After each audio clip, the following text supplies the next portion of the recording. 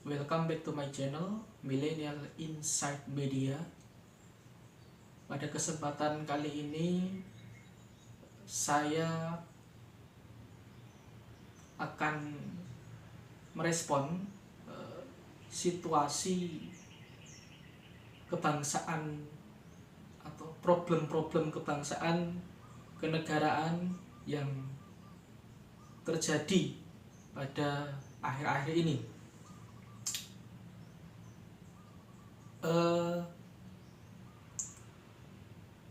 Kita tahu bahwa persoalan kebangsaan, persoalan kenegaraan yang kita hadapi akhir-akhir ini sungguh amat serius. Dan apabila kita melihat situasi demokrasi, situasi politik yang terjadi akhir-akhir ini sungguh sangat memiriskan hati kita sebagai anak bangsa. Terkait dengan polemik keputusan MK nomor 90 yang sebagaimana kita telah ketahui, di situ terdapat keputusan kontroversial di mana di dalam keputusan itu telah berhasil meloloskan Gibran yang kita tahu dia belum cukup usia, belum sesuai dengan persyaratan yang sudah ditentukan oleh undang-undang. Dia berhasil lolos dan melenggang menjadi wakil presiden terpilih di Indonesia. Keputusan MK kemarin itu sungguh sangat problematik ya. Tetapi bagaimanapun juga keputusan itu bersifat final and binding begitu. Keputusan final artinya tidak ada ketentuan hukum lain yang bisa merubah keputusan MK tersebut. Ya. Artinya keputusan itu ya mau tidak mau harus dipatuhi oleh segenap elemen negara. Namun yang jadi persoalan ialah persoalan akhir-akhir ini terkait dengan keputusan MK terhadap pilkada. Keputusan MK itu bersifat final and binding. Artinya final itu ya berarti tidak ada upaya hukum lain untuk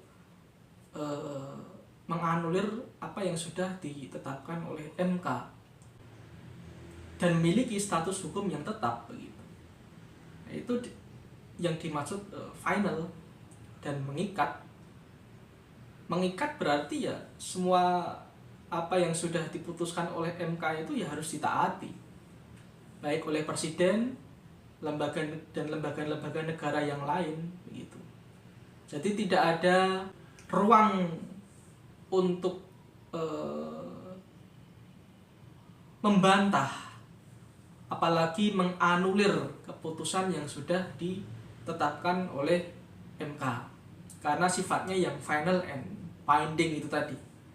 Seperti halnya keputusan MK nomor 90 yang syarat dengan muatan politik ya dan bersifat kontroversial pada waktu itu. Nah, ya mau tidak mau harus dilaksanakan karena itu bersifat final and binding itu tadi.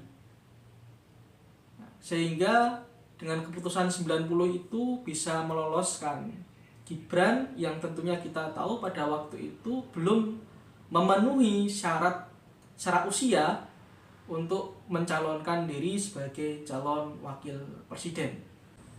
Tetapi apa yang dipertontonkan oleh para elit politik dan para anggota-anggota DPR pada saat ini itu sungguh sangat di luar nalar, tidak masuk akal begitu. Mengapa? ketika kita tahu bahwa keputusan MK itu sudah final and binding begitu, kenapa juga harus ada koreksi terhadap keputusan tersebut? Lah, mereka ini ketika MK mengeluarkan keputusan 90 itu kemana? Kenapa tidak seagresif ketika MK mengeluarkan keputusan nomor 60 dan 70 ini? Yang justru keputusan 60 dan 70 ini membuka keran demokrasi yang lebih sehat lagi, begitu. Dan keputusan 60 dan 70 ini justru merugikan kelompok tertentu, ya. Di mana kelompok tertentu itu hanya ingin mementingkan kepentingannya sendiri, bukan kepentingan bangsa dan negara. Persoalan ini bukan hanya sekedar persoalan pilkada, bukan hanya persoalan Anies Baswedan, bukan hanya persoalan PDIP, tetapi ini persoalan bangsa dan negara kita terkait dengan masa depan demokrasi kita. Bagaimana nanti anak cucu kita melihat situasi demokrasi kita saat ini yang justru dinodai oleh para elitnya sendiri? Ini menjadi persoalan kita semua sebagai warga negara. Seakan-akan negara itu diatur secara ugal-ugalan. Padahal kita tahu negara itu kan adalah suatu sistem organisasi yang struktur dan tersistematis. Ya.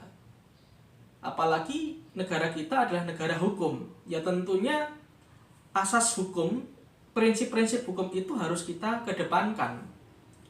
Begitu juga ketika MK, Mahkamah Konstitusi, sebagai lembaga tertinggi negara, ketika mengeluarkan suatu keputusan, ya di dalam sistem ketatanegaraan kita, ya mau tidak mau itu harus kita taati, begitu.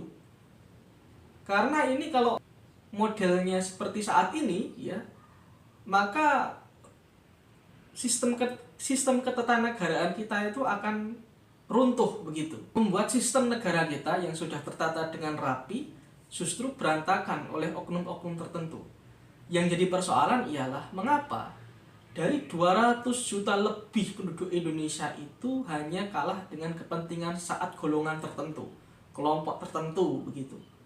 Ya kita tahu dalam situasi perpolitikan tanah air kita saat ini, kita sedang menghadapi situasi atau problem politik dinasti yang dilakukan oleh keluarga Jokowi, begitu, yang justru itu dapat merusak sendi-sendi berbangsa dan bernegara kita dan mengancam demokrasi yang ada di negara kita. Ini sungguh sangat memprihatinkan bagi kita semua. Kalau kita abai terhadap situasi yang terjadi saat ini, kita tidak mau tahu, begitu, lalu bagaimana kita itu mau beramar ma'ruf nahi mungkar? Karena jelas di situ ada kemungkaran yang cetha welo-welo yang ada di hadapan kita, tetapi kita diam saja. Kemungkaran ingin merusak demokrasi, merusak sistem bernegara. Ini ya tidak bisa kita diamkan begitu saja. Karena kalau kita diamkan, negara kita ini, sistem kenegaraan kita ini akan runtuh, begitu. Maka dari itu saya menghimbau minimal kita menyuarakanlah, ya, pandangan-pandangan kita yang bersifat kritis konstruktif itu terhadap situasi yang saat ini terjadi, ya, terutama persoalan politik dinasti ini yang membuat problem baru di negara kita tercinta, di Indonesia.